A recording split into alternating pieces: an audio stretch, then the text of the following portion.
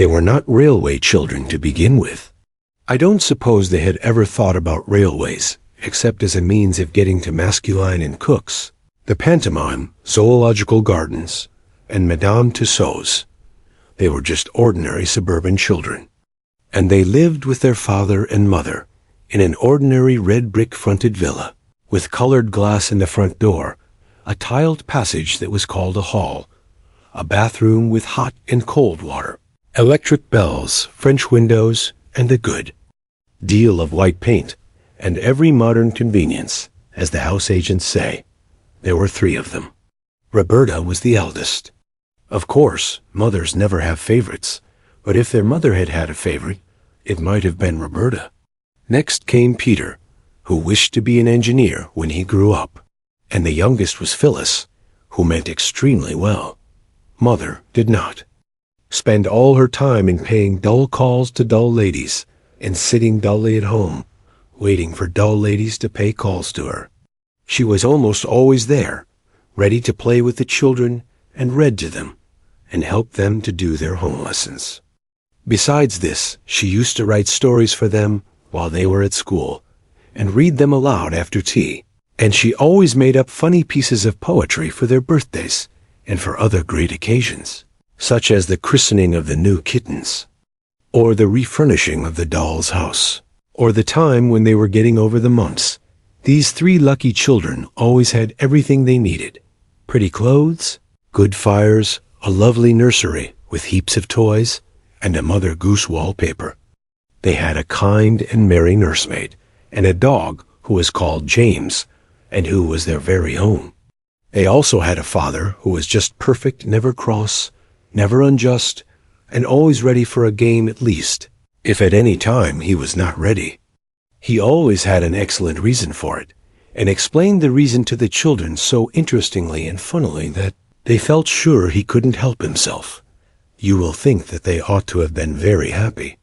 And so they were, but they did not know how happy till the pretty life in the red villa was over and done with, and they had to live a very different life indeed. The dreadful change came quite suddenly. Peter had a birthday, his 10th. Among his other presents was a model engine more perfect than you could ever have dreamed of. The other presents were full of charm, but the engine was fuller of charm than any of the others were. Its charm lasted in its full perfection for exactly 3 days. Then, owing either to Peter's inexperience or Phyllis's good intentions, which had been rather pressing, or to some other cause, the engine suddenly went off with a bang. James was so frightened that he went out and did not come back all day. All the Noah's Ark people who were in the tender were broken to bits, but nothing else was hurt, except the poor little engine and the feelings of Peter. The others said he cried over it, but of course boys of 10 do not cry, however terrible the tragedies may be which darken their lot. He said that his eyes were red because he had a cold. This turned out to be true, though Peter did not know it was when he said it. The next day he had to go to bed and stay there. Mother began to be afraid that he might be sickening for measles, when suddenly he sat up in bed and said, I hate barley water. I hate bread and milk. I want to get up and have something real to eat. What would you like? Mother asked. A pigeon pie, said Peter eagerly. A large pigeon pie. A very large one. So Mother asked the cook to make a large pigeon pie. The pie was made. And when the pie was made, it was cooked. And when it was cooked, Peter ate some of it. After that his cold was better. Mother made a piece of poetry to amuse him while the pie was being made. It began by saying what an unfortunate but worthy boy Peter was. Then it went on. He had an engine that he loved with all his heart and soul, and if he had a wish on earth it was to keep it whole. One day, my friend, prepare your minds. I'm coming to the worst quit. Suddenly a screw went mad, and then the boiler burst. With gloomy face he picked it up and took it to his mother.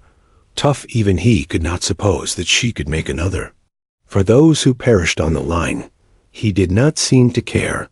his engine being more to him than all the people there dot. And now you see. The reason why our Peter has been ill. He soothes his soul with pigeon peas, knowing grief to kill. He wraps himself in blankets warm, and sleeps in bed till late, determined thus to overcome his miserable fate. And if his eyes are rather red, his cold must just excuse it, offer him pie. You may be sure he never will refuse it. Father had been away in the country for 3 or 4 days. All Peter's hopes for the curing of his afflicted engine were now fixed on his father, for father was most wonderfully clever with his fingers. He could mend all sorts of things. He had often acted as veterinary surgeon to the wooden rocking horse. Once he had saved its life when all human aid was despaired of, and the poor creature was given up for lost. And even the carpenter said he didn't see his way to do anything. And it was father who mended the doll's cradle when no one else could, and with a little glue and some bits of wood and a penknife made all the Jew. Noah's Ark beasts as strong on their pins as ever they were, if not stronger. Peter, with heroic unselfishness, did not say anything about his engine till after father had had his dinner and his after-dinner cigar. The unselfishness was mother's idea, but it was Peter who carried it out, and needed a good deal of patience. At last mother said to father, "Now, dear, if you're quite rested and quite comfy, we want to tell you about the great railway accident and ask your advice." "All right," said father, "fire away." So then Peter told the sad tale and fetched what was left of the engine.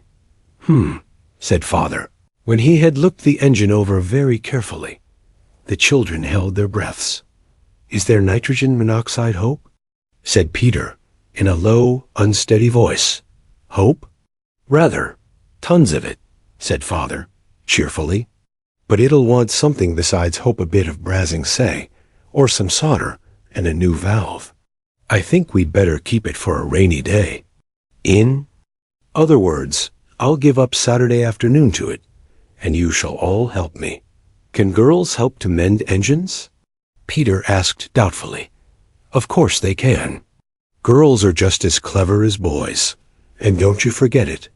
How would you like to be an engine driver, Phil?" "My face would be always dirty, wouldn't it?" said Phyllis in unenthusiastic tones, "and I expect I should break something." "I should just love it," said Roberta. "Do you think I could when I'm grown up, Daddy? Or even a stoker?" "You mean a fireman," said Daddy, pulling and twisting at the engine. "Well, if you still wish it, when you're grown up, we'll see about making you a firewoman.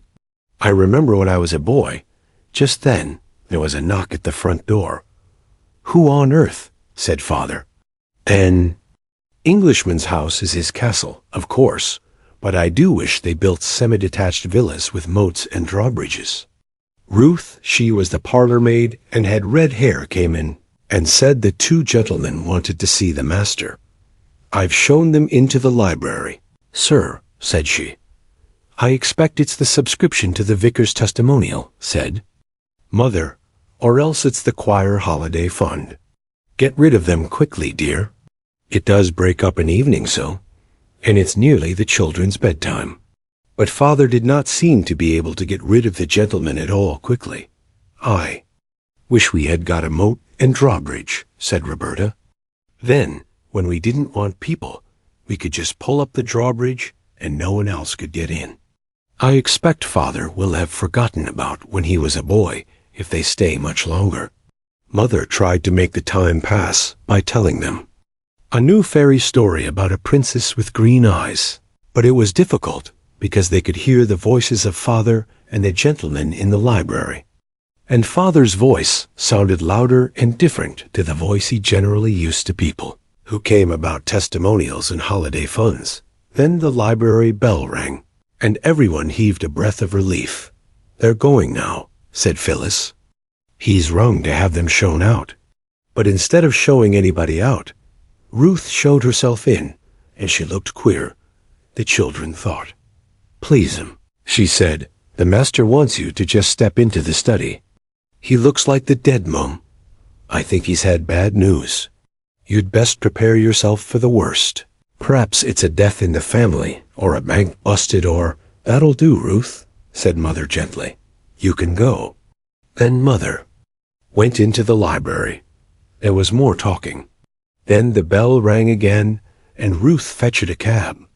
The children heard boots go out and down the steps. The cab drove away, and the front door shut. Then Mother came in. Her dear face was as white as her lace collar, and her eyes looked very big and shining. Her mouth looked like just a line of pale red. Her lips were thin and not their proper shape at all. "It's bedtime," she said. "Ruth will put you to bed. But you promised we should sit up late tonight, because Father's come home," said Phyllis. "Father's been called away on business," said Mother. "Come, darlings, go at once." They kissed her and went. Roberta lingered to give Mother an extra hug and to whisper, "It wasn't bad news, Mammy, was it? Is anyone dead or—" "Nobody's dead, no," said Mother, and she almost seemed to push Roberta away. "I can't tell you anything tonight, my pet. Go, dear, go now." So Roberta went. Ruth brushed the girls' hair and helped them to undress. Mother almost always did this herself. When she had turned down the gas and left them, she found Peter, still dressed, waiting on the stairs. "I say, Ruth, what's up?" he asked. "Don't ask me no questions, and I won't tell you no lies," the red-headed Ruth replied. "You'll know soon enough." Late that night, Mother came up and kissed all three children as they lay asleep. But Roberta was the only one whom the kiss woke, and she lay mousy still and said nothing. "If Mother doesn't want us to know she's been crying," she said to herself as she heard through the dark the catching of her mother's breath, "we won't know it." That's all. When they came down to breakfast the next morning, Mother had already gone out. "To London," Ruth said, and left them to their breakfast. "There's something awful the matter," said Peter, breaking his egg. Ruth told. "Me last night we should know soon enough." "Did you ask her?" said Roberta, with scorn. "Yes, I did," said Peter, angrily. "If you could go to bed without caring whether Mother was worried or not, I couldn't. So there."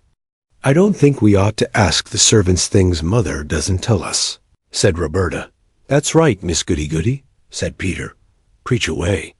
"I'm not Goody," said Phyllis, "but I think Bobby's right this time." "Of course, she always is." "In her own opinion," said Peter. "Oh, don't," cried Roberta, putting down her egg spoon. "Don't let's be horrid to each other. I'm sure some dire calamity is happening. Don't let's make it worse." "Who began? I should like to know," said Peter. Roberta made an effort and answered, "I did, I suppose, but—" "Well, then," said Peter, triumphantly. But before he went to school, he thumped his sister between the shoulders and told her to cheer up. The children came home to 1 o'clock dinner, but Mother was not there.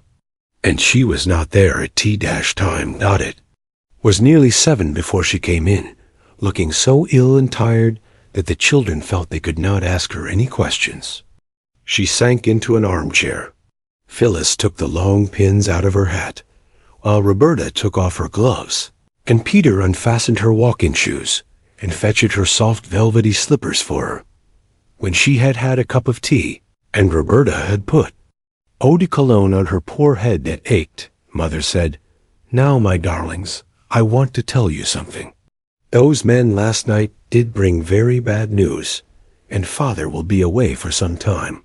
I am very worried about it, and I want you all to help me and not to make things harder for me." "As if we would," said Roberta, holding Mother's hand against her face. "You can help me very much," said Mother, "by being good and happy and not quarreling when I'm away." Roberta and Peter exchanged guilty glances. "For I shall have to be away a good deal. We won't quarrel." "Indeed we won't," said everybody, and meant it, too. "Then," Mother went on, "I want you not to ask me any questions about this trouble. and not to ask anybody else any questions. Peter cringed and shuffled his boots on the carpet. "You'll promise this too, won't you?" said Mother. "I did ask Ruth," said Peter, suddenly. "I'm very sorry, but I did." "And what did she say?" "She said I should know soon enough." "It isn't necessary for you to know anything about it," said Mother. "It's about business, and you never do understand business, do you?" "No," said Roberta. "Is it something to do with government?" For Father was in a government office. "Yes," said Mother. "Now it's bedtime, my darlings. And don't you worry. It'll all come right in the end." "Then don't you worry either, Mother," said Phyllis, "and we'll all be as good as gold." Mother sighed and kissed them. "We'll begin being good the first thing tomorrow morning," said Peter as they went upstairs. "Why not now?" said Roberta. "There's nothing to be good about now, silly," said Peter. "We might begin to try to feel good," said Phyllis, "and not call names." "Who's calling names?" said Peter. "Bobby knows right enough that when I say silly, it's just the same as if I said Bobby." "Well," said Roberta. "No, I don't mean what you mean. I mean it's just a what is it Father calls it, a germ of endearment. Good night." The girls folded up their clothes with more than usual neatness, which was the only way of being good that they could think of. "I say," said Phyllis, smoothing out her pinafore, "you used to say it was so dull nothing happening, like in books. Now something has happened."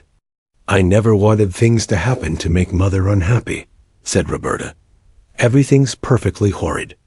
Everything continued to be perfectly horrid for some weeks. Mother was nearly always out. Meals were dull and dirty. The between maid was sent away, and Aunt Emma came on a visit. Aunt Emma was much older than Mother. She was going abroad to be a governess. She was very busy getting her clothes ready, and they were very ugly, dingy clothes, and she had them always littering about, and the sewing machine seemed to wheel on and on all day and most of the night. And Emma believed in keeping children in their proper places, and they more than returned the compliment. Their idea of Aunt Emma's proper place was anywhere where they were not, so they saw very little of her. They preferred the company of the servants, who were more amusing.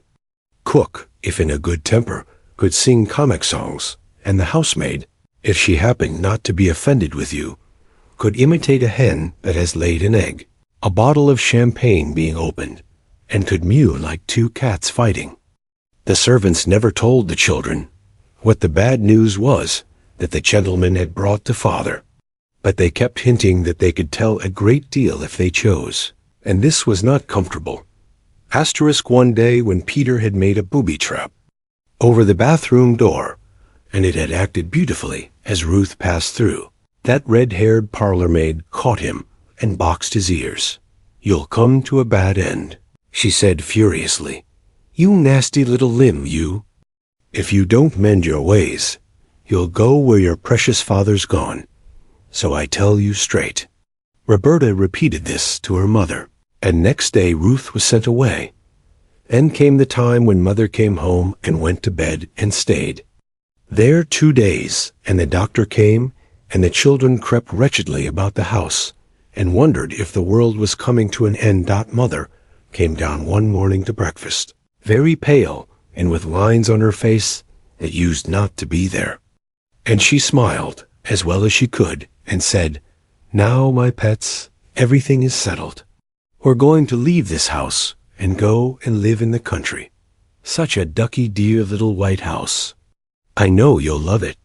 A whirling week of packing followed, not just packing clothes, like when you go to the seaside, but packing chairs and tables, covering their tops with sacking and their legs with straw. All sorts of things were packed that you don't pack when you go to the seaside. Crockery, blankets, candlesticks, carpets, bedsteads, saucepans, and even fenders and fire irons. The house was like a furniture warehouse. I think the children enjoyed it very much. Mother was very busy, but not too busy now to talk to them and read to them, and even to make a bit of poetry for Phyllis, to cheer her up when she fell down with a screwdriver and ran it into her hand. "Aren't you going to pack this, Mother?" Roberta asked, pointing to the beautiful cabinet inlaid with red turtleshell and brass. "We can't take everything," said Mother. "But we seem to be taking all the ugly things," said Roberta. "We're taking the useful ones," said Mother. "We've got to play at being poor for a bit, my chickabiddy." When all the ugly useful things had been packed up and taken away in a van by men in green baize aprons, the two girls and Mother and Aunt Emma slept in the 2 spare rooms where the furniture was all pretty. All their beds had gone. A bed was made up for Peter on the drawing-room sofa. "I say, this is larks," he said, wriggling joyously as Mother tucked him up. "I do like moving. I wish we moved once a month." Mother laughed. "I don't," she said. "Good night, Peterkin." As she turned away, Roberta saw her face. She never forgot it. "Oh, Mother," she whispered all to herself as she got into bed. "How brave you are. How I love you. Fancy being brave enough to laugh when you're feeling like that." Next day boxes were filled, and boxes and more boxes.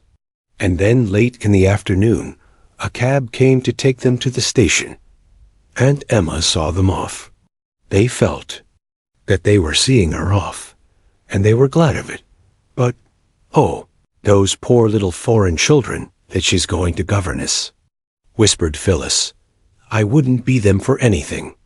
At first they enjoyed looking out of the window, but when it grew dusk, they grew sleepier and sleepier, and no one knew how long they had been in the train when they were roused by mothers, shaking them gently and saying, "Wake up, dears, we're there."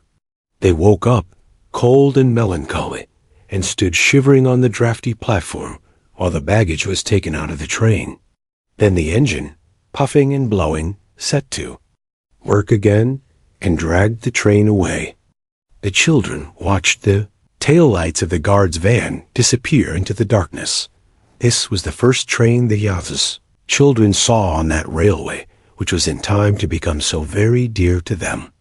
They did not guess then how they would grow to love the railway, and how soon it would become the center of their new life, nor what wonders and changes it would bring to them. They only shivered and sneezed, and hoped the walk to the new house would not be long. Peter's nose was colder than he ever remembered it to have been before. Roberta's hat was crooked, and the elastic seemed tighter than usual.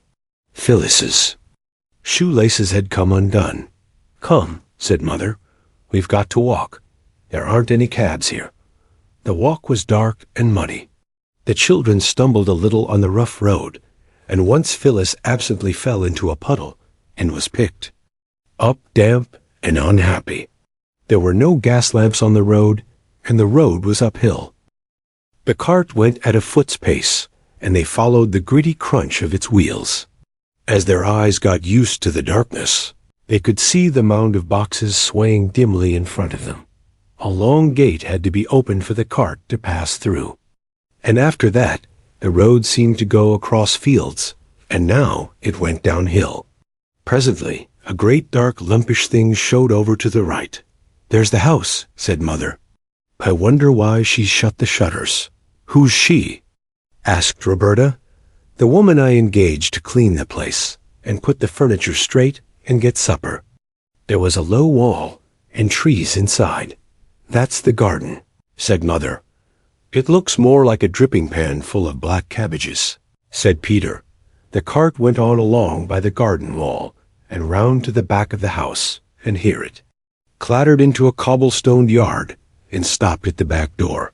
There was no light in any of the windows. Everyone hammered at the door, but no one came. The man who drove the cart said he expected Mrs. Viney had gone home. "You see your train." "Was that late?" said he. "But she's got the key," said Mother. "What are we to do?" "Oh, she have left that under the doorstep," said the cartman. "Folks do hereabouts." He took the lantern off his cart and stooped. "I Here it is, right enough, he said. He unlocked the door and went in and set his lantern on the table. Got a candle? Said he. I don't know where anything is. Mother spoke rather less cheerfully than usual. He struck a match. There was a candle on the table, and he lighted it. By its thin little glimmer, the children saw a large bare kitchen with a stone floor. There were no curtains, no hearth-rug. The kitchen table from home stood in the middle of the room. The chairs were in one corner, and the pots, pans, brooms, and crockery in another. There was no fire, and the black grate showed cold, dead ashes as the cartman turned to go out after he had brought in the boxes. There was a rustling, scampering sound. It seemed to come from inside the walls of the house. "Oh, what's that?" cried the girls. "It's only the rats," said the cartman. And he went away and shut the door, and the sudden draft of it blew out the candle. "Oh, dear," said Phyllis. "I wish we hadn't come." And she knocked a chair over. "Only the rats," said Peter, in the dark. "What fun," said Mother, in the dark, feeling for the matches on the table. How frightened the poor mice were. I don't believe they were rats at all. She struck a match and relighted the candle, and everyone looked at each other by its winky, blinky light. "Well," she said, "you've often wanted something to happen, and now it has. This is quite an adventure, isn't it? I told Mrs. Viney to get us some bread and butter, and meat and things, and to have supper ready. I suppose she's laid it in the dining room. So let's go and see." The dining room opened out of the kitchen. It looked much darker than the kitchen when they went in with the one candle, because the kitchen was whitewashed, but the dining room was dark wood from floor to ceiling, and across the ceiling there were heavy black beams. There was a muddled maze of dusty furniture, the breakfast room furniture from the old home, where they had lived all their lives. It seemed a very long time ago, and a very long way off.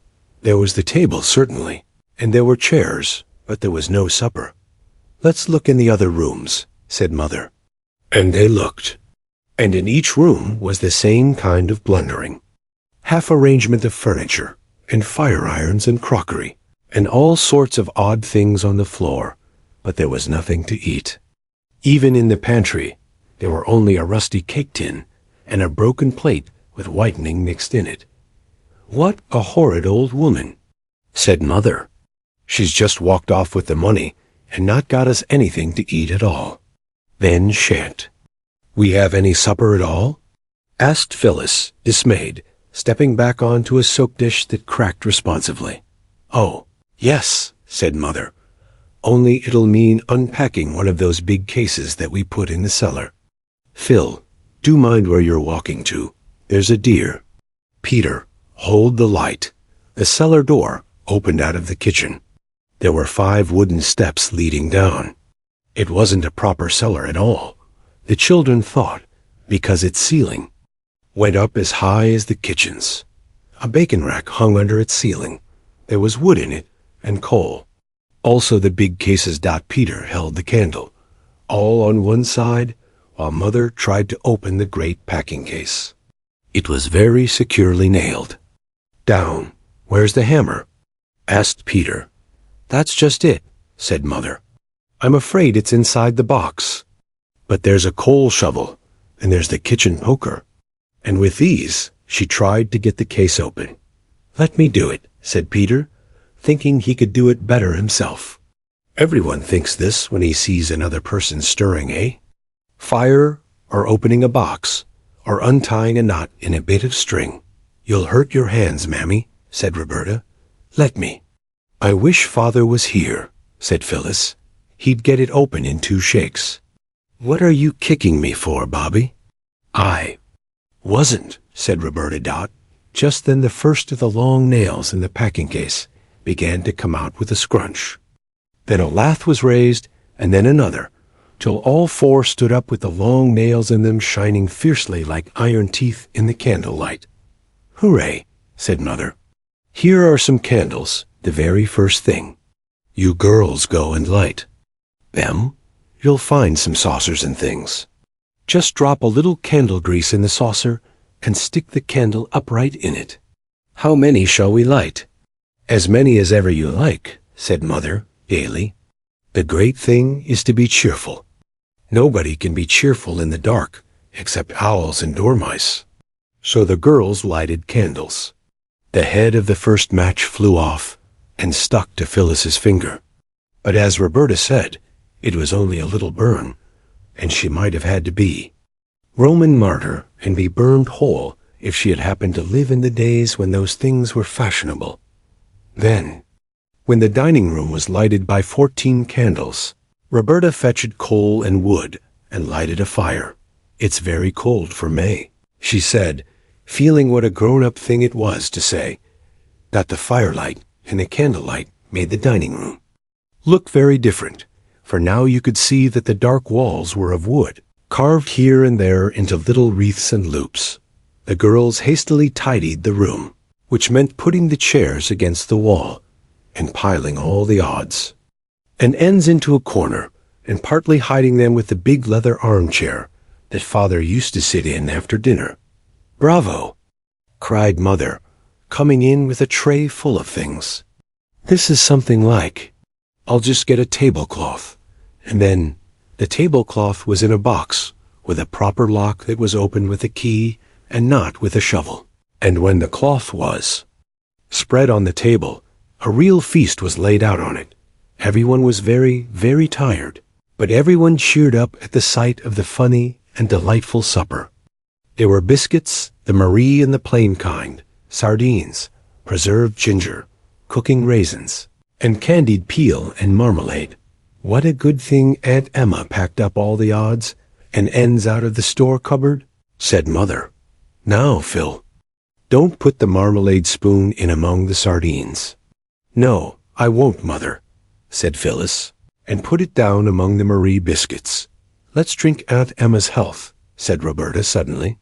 What should we have done if she hadn't packed up these things? Here's to Aunt Emma.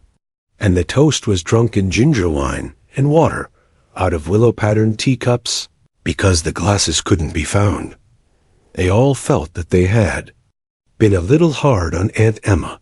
She wasn't a nice, cuddly person like Mother. But after all, it was she who had thought of packing up the odds and ends of things to eat. It was Aunt Emma, too, who had aired all the sheets ready. And the men who had moved the furniture had put the bedsteads together, so the beds were soon made. Good night, chickies, said Mother. I'm sure there aren't any rats, but I'll leave my door open, and then if a mouse comes, you need only scream, and I'll come and tell it exactly what I think of it. Then she went to her own room. Roberta woke to hear the little traveling clock chime 2. It sounded like a church clock ever so far away, she always thought. And she heard, too, Mother still moving about in her room. Next morning, Roberta woke Phyllis by pulling her hair gently, but quite enough for her purpose. Wassermar? Asked Phyllis, still almost wholly asleep. Wake up, said Roberta. We're in the new house, don't you remember? No servants or anything. Let's get up and begin to be useful. We'll just creep down mouse quietly and have everything beautiful before Mother gets up. I've woke Peter. He'll be dressed as soon as we are. So they dressed quietly and quickly. Of course, there was no water in their room, so when they got down, they washed as much as they thought was necessary under the spout of the pump in the yard. One pumped and the other washed. It was splashy, but interesting. It's much more fun than basin washing, said Roberta. How sparkly the weeds are between the stones, and the moss on the roof, and the flowers. The roof of the back kitchen sloped down quite low.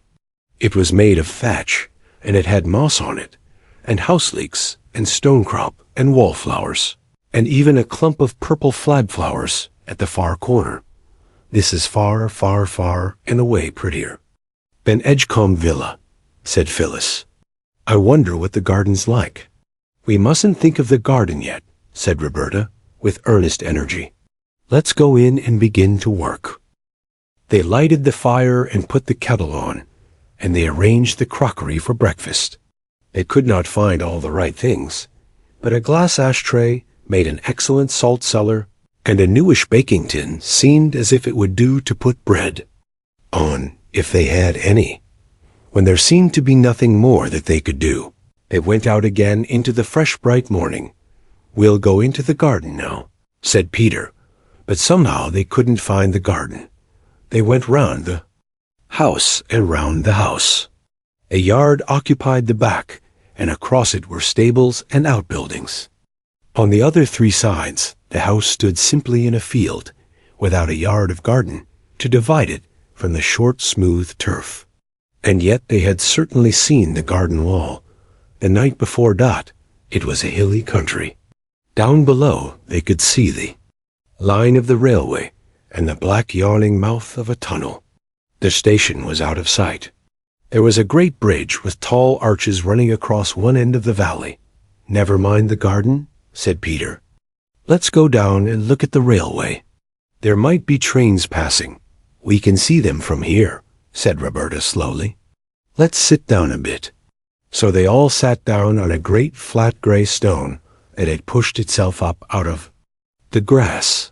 It was one of many that lay about on the hillside, and when Mother came out to look for them at 8 o'clock, she found them deeply asleep in a contented, sun-warmed bunch. They had made an excellent fire and had set the kettle on it at about 5:30, so that by 8 the fire had been out for some time. The water had all boiled away, and the bottom was burned out of the kettle. Also, they had not thought of washing the crockery before they set the table. "But it doesn't matter, the cups and saucers." "I mean," said Mother, "because I've found another room. I'd quite forgotten there was one. And it's magic. And I've boiled the water for tea in a saucepan." The forgotten room opened out of the kitchen. In the agitation and half-darkness, the night before its door had been mistaken for a cupboard's. It was a little square room, and on its table, all nicely set out, was a joint of cold roast beef, with bread, butter, cheese, and a pie. "Pie for breakfast," cried Peter. "How perfectly ripping." "It isn't pigeon pie," said Mother. "It's only apple." "Well, this is the supper we ought to have had last night." And there was a note from Mrs. Viney. Her son-in-law has broken his arm, and she had to get home early. She's coming this morning at 10. That was a wonderful breakfast. It is unusual to begin the day with cold apple pie, but the children all said they would rather have it than meat. "You see, it's more like dinner than breakfast to us," said Peter, passing his plate for more, "because we are up so early." The day passed in helping Mother to unpack and arrange things.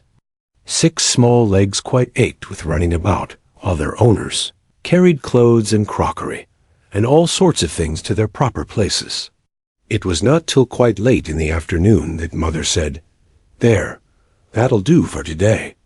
I'll lie down for an hour, so as to be as fresh as a lark by supper time." Then they all looked at each other. Each of the 3 expressive countenances expressed the same thought. That thought was double, and consisted, like the bits of information in the child's guide to knowledge, of a question and an answer. Q. Where shall we go? A. To the railway. So to the railway they went, and as soon as they started for the railway, they saw where the garden had hidden itself. It was right behind the stables, and it had a high wall all round.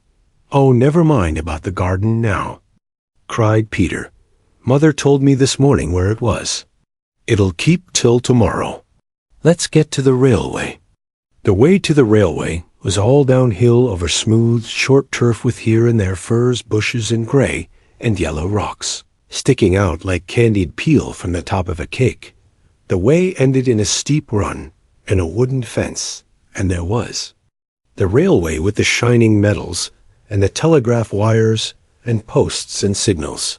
They all climbed on to the top of the fence, and then suddenly there was a rumbling sound that made them look along the line to the right, with a dark mouth. of a tunnel opened itself in the face of a rocky cliff. Next moment a train had rushed out of the tunnel with a shriek and a snort and had slid noisily past them. They felt the rush of its passing, and the pebbles on the line jumped and rattled under it as it went by. "Oh," said Roberta, drawing a long breath. It was like a great dragon tearing by. "Did you feel it fan us with its hot wings?" "I suppose a dragon's lair might look very like that tunnel from the outside," said Phyllis, but Peter said, "I never thought we should ever get as near to a train as this. It's the most ripping sport. Better than toy engines, isn't it?" said Roberta. "I am tired of calling Roberta by her name." "I don't see why I should. No one else did. Everyone else called her Bobby, and I don't see why I shouldn't." "Don't know. It's different," said Peter. "It seems so odd to see all of a train. It's awfully tall, isn't it?" "We've always seen them cut in half by platforms," said Phyllis. "I wonder if that train was going to London," Bobby said. "London's where Father is." "Let's go down to the station and find out," said Peter Dot. So they went. They walked along the edge of the line and heard the telegraph wires humming over their heads. When you are in the train, it seems such a little way between post and post, and one after another, the posts seem to catch up the wires almost more quickly than you can count them. But when you have to walk, the posts seem few and far between. But the children got to the station at last. Never before had any of them been at a station, except for the purpose of catching trains, or perhaps waiting for them, and always with grown-ups in attendance, grown-ups who were not themselves interested in stations, except as places from which they wished to get away. Never before had they passed close enough to a signal box to be able to notice the wires, and to hear the mysterious ping-ping, followed by the strong, firm clicking of machinery. Very sleepers on which the rails lay were a delightful path to travel by, just far enough apart to serve as the stepping stones in a game of foaming torrents hastily organized by Bobby. Then to arrive at the station, not through the booking office, but in a freebooting sort of way by the sloping end of the platform. This in itself was joy. Joy, too. It was to peep into the porter's room, where the lamps are, and the railway almanac on the wall, and one porter half asleep behind a paper. There were a great many crossing lines at the station. Some of them just ran into a yard and stopped short, as though they were tired of business and meant to retire for good. Trucks stood on the rails here, and on one side was a great heap of coal, not a loose heap, such as you see in your coal cellar, but a sort of solid building of coals with large square blocks of coal outside, used just as though they were bricks, and built up till the heap looked like the picture of the cities of the plain in Bible stories for infants. There was a line of whitewash near the top of the coaly wall. When presently the porter lounged out of his room at the twice-repeated tingling thrill of a gong over the station door. Peter said, "How do you do?" in his best manner, and hastened to ask what the white mark was on the coal for. "To mark how much coal there be," said the porter, "so as we'll know if anyone nicks it. So don't you go off with none in your pockets, young gentlemen." This seemed at the time but a merry jest, and Peter felt at once that the porter was a friendly sort with no nonsense about him. But later the words came back to Peter with a new meaning. Have you ever gone into a farmhouse kitchen on a baking day and seen the great crock of dough set by the fire to rise? If you have, and if you were at that time still young enough to be interested in everything you saw, you will remember that you found yourself quite unable to resist the temptation to poke your finger into the soft round of dough that curved inside the pan like a giant mushroom. And you will remember that your finger made a dent in the dough, and that slowly, but quite surely, the dent disappeared, and the dough looked quite the same as it did before you touched it.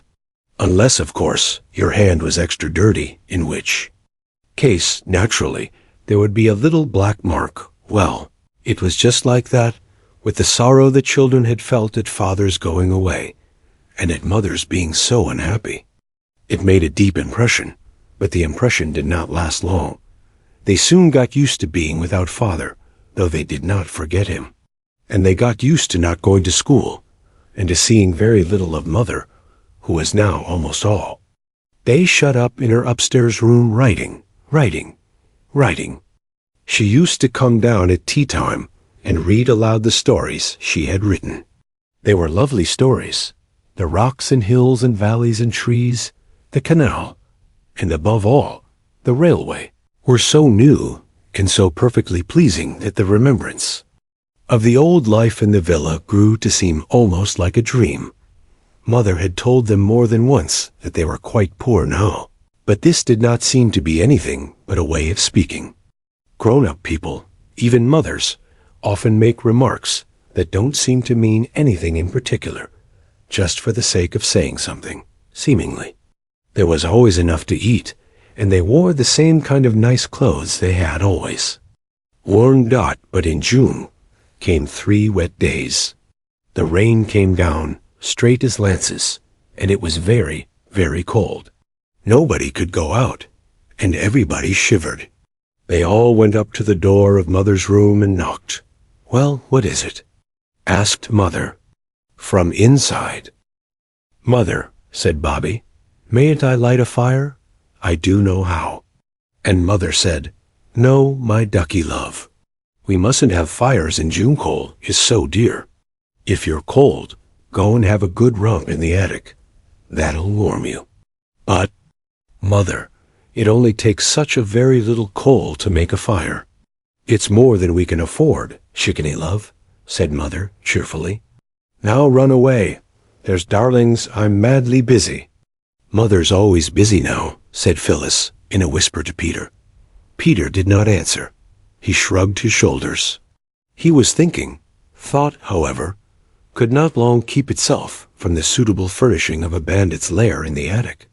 Peter was the bandit, of course.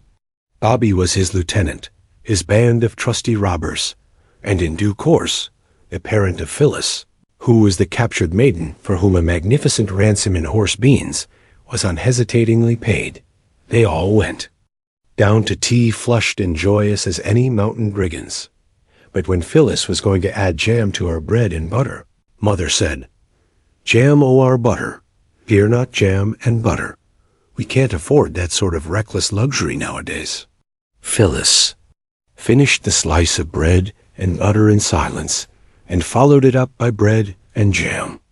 Peter mingled thought and weak tea. After tea, they went back to the attic, and he said to his sisters, "I have an idea."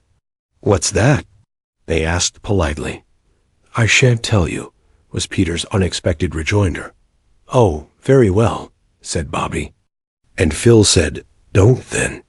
"Girls," said Peter, "are always so hasty-tempered. I should like to know what boys are," said Bobby, with fine disdain. "I don't want to know about your silly ideas. You'll know some day," said Peter, keeping his own temper by what looked exactly like a miracle. "If you hadn't been so keen on a row, I might have told you about it being only noble-heartedness that made me not tell you my idea. But now I shan't tell you anything at all about it, so there." And it was indeed some time before he could be induced to say anything, and when he did, it wasn't much. He said, "The only reason why I won't tell you my idea that I'm going to do is because it may be wrong, and I don't want to drag you into it." "Don't you do it if it's wrong, Peter," said Bobby. "Let me do it." But Phyllis said, "I should like to do wrong if you're going to." "No," said Peter, rather touched by this devotion. "It's a forlorn hope, and I'm going to lead it. All I ask is that if Mother asks where I am, you won't blab." "We haven't got anything to blab," said Bobby indignantly. "Oh, yes, you have," said Peter, dropping horse beans through his fingers. "I've trusted you to the death. You know I'm going to do a lone adventure, and some people might think it wrong. I don't. And if Mother asks where I am, say I'm playing at mines." "What sort of mines?" "You just say mines. You might tell U.S. Pete. Well then, coal mines. But don't you let the word pass your lips on pain of torture. You needn't threaten, said Bobby, and I do think you might let us help. If I find a coal mine, you shall help cart the coal. Peter condescended to promise. Keep your secret if you like, said Phyllis. Keep it if you can, said Bobby. I'll keep it, right enough, said Peter between tea and supper. There is an interval, even in the most greedily regulated families. At this time, Mother was usually writing, and Mrs. Viney had gone home 2 nights after the dawning of Peter's idea. He beckoned the girls mysteriously at the twilight hour. Come, hither with me, he said, and bring the Roman chariot. The Roman chariot was a very old perambulator that had spent years of retirement in the loft over the coach-house. The children had oiled its works till it glided noiseless as a pneumatic bicycle, and answered to the helm as it had probably done in its best days. Follow your dauntless leader, said Peter, and led the way down the hill towards the station. Just above the station, many rocks have pushed their heads out through the turf, as though they, like the children, were interested in the railway. In a little hollow, between 3 rocks, lay a heap of dried brambles and heather. Peter halted, turned over the brushwood with a well-scarred boot, and said, Here's the first coal from the St. Peter's mine. We'll take it home in the chariot. Punctuality and dispatch. All orders carefully. Attended to. Any shaped lump cut to suit regular customers. The chariot was packed full of coal, and when it was packed, it had to be unpacked again because it was so heavy that it couldn't be got up the hill by the 3 children, not even when Peter harnessed himself to the handle with his braces and firmly grasping his waistband in.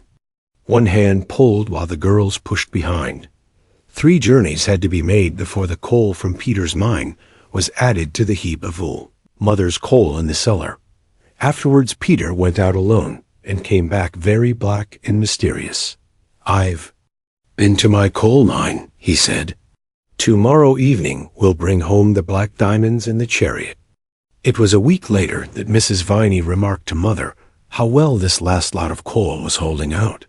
The children hugged themselves and each other in complicated wriggles of silent laughter as they listened on the stairs. They had all forgotten by now that there had ever been any doubt in Peter's mind as to whether coal mining was wrong. But there came a dreadful night when the station master put on a pair of old sand shoes that he had worn at the seaside in his summer holiday, and crept out very quietly to the yard where the Sodom and Gomorrah heap of coal was, with the whitewashed line round it. He crept out there, and he waited like a cat by a mouse-hole. On the top of the heap, something small and dark was scrabbling and rattling furtively among the coal. The station-master concealed himself in the shadow of a brake van that had a little tin chimney and was labeled GN and SR 34576. Return at once to White Heather Sidings, and in this concealment he lurked till the small thing on the top of the heap ceased to scrabble and rattle, came to the edge of the heap, cautiously let itself down, and lifted something after it.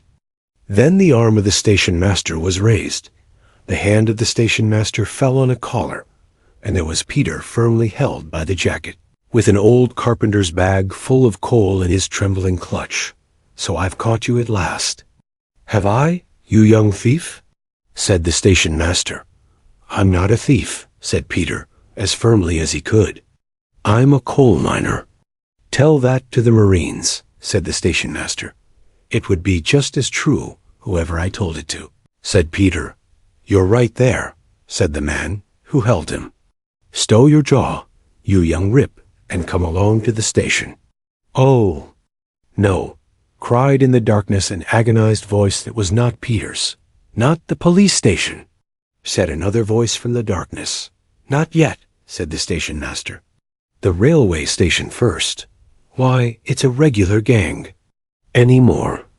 Of you? Only us, said Bobby and Phyllis, coming out of the shadow of another truck labeled Stavely Colliery. and bearing on it the legend in white chalk, "Wanted in no one road.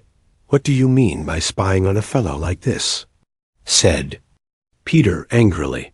"Time someone did spy on you, I think," said the station master. "Come along to the station." "Oh, don't," said Bobby. "Can't you decide now what you'll do to us? It's our fault just as much as Peter's. We helped to carry the coal away, and we knew where he got it." "No, you didn't," said Peter. Double quotes. "Yes, we did," said Bobby. "We knew all the time. We only pretended we didn't just to humor you." Peter's cup was full. He had mined for coal, he had struck coal, he had been caught, and now he learned that his sisters had humored him. "Don't hold me," he said. "I won't run away." The station master loosed Peter's collar, struck a match, and looked at them by its flickering light. "Why," said he, "you're the children from the 3 chimneys up yonder. So nicely dressed, too. Tell me now, what made you do such a thing? Haven't you ever been to church or learned your catechism or anything, not to know it's wicked to steal?" He spoke much more gently now, and Peter said, "I didn't think it was stealing. I was almost sure it wasn't. I thought, if I took it from the outside part of the heap, perhaps it would be. But in the middle, I thought I could fairly count it only mining. It'll take thousands of years for you to burn up all that coal and get to the middle parts." "Not quite. But did you do it for a lark, or what?" "Not much lark carting that beastly heavy stuff up the hill," said Peter indignantly. "Then, why did you?" The station master's voice was so much kinder now that Peter replied, "You know that wet day? Well, Mother said we were too poor to have a fire.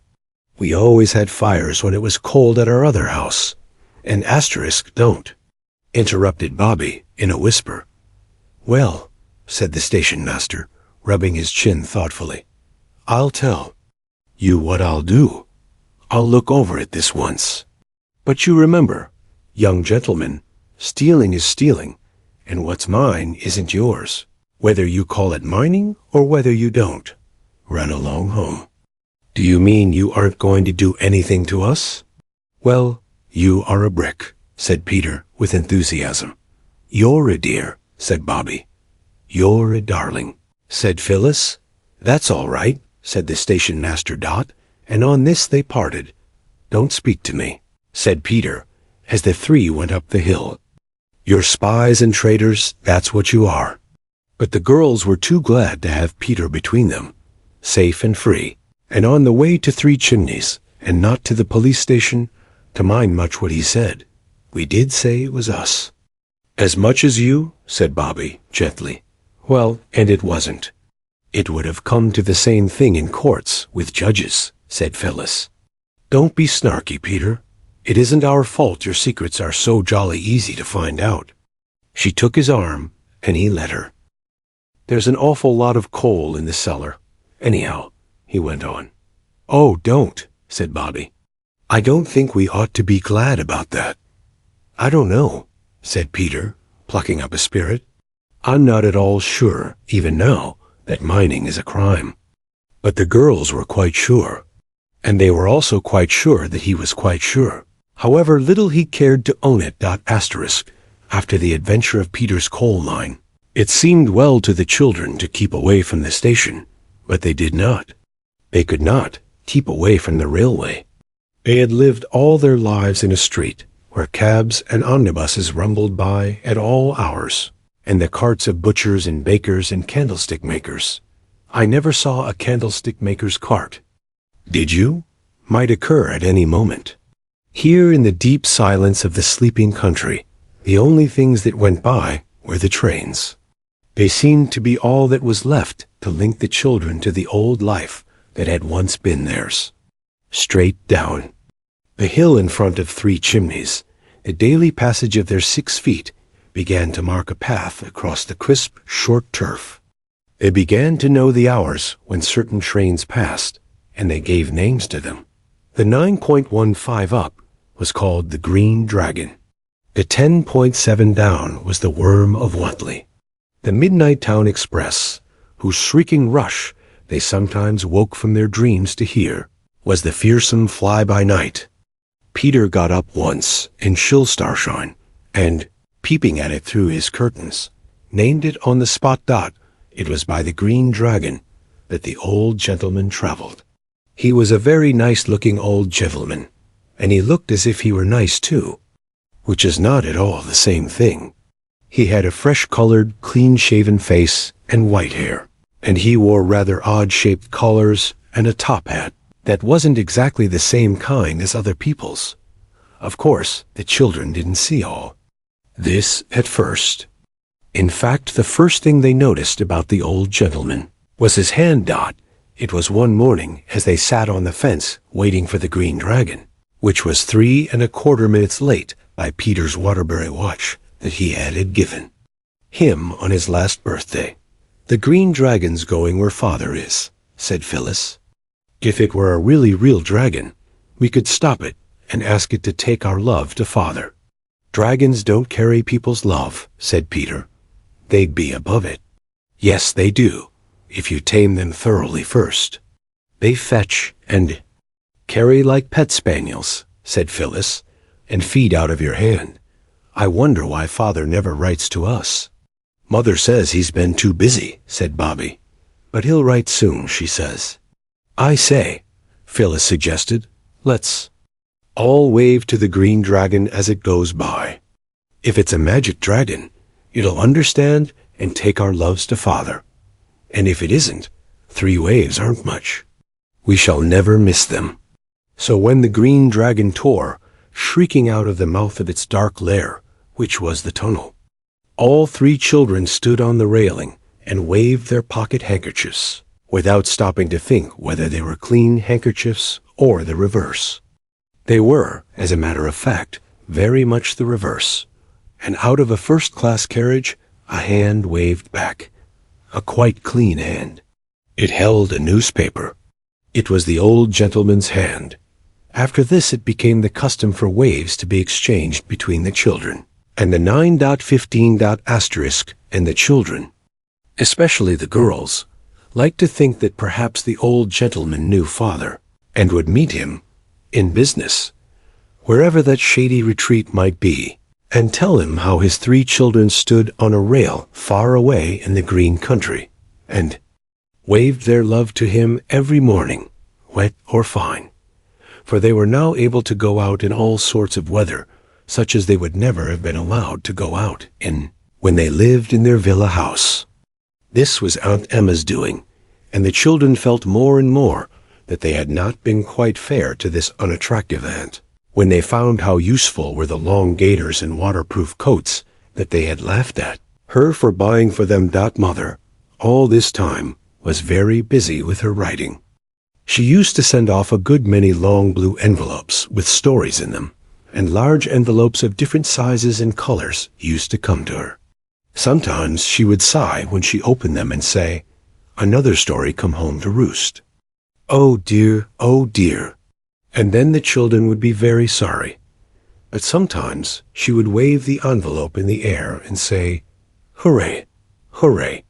Here's a sensible editor. He's taken my story, and this is the proof of it."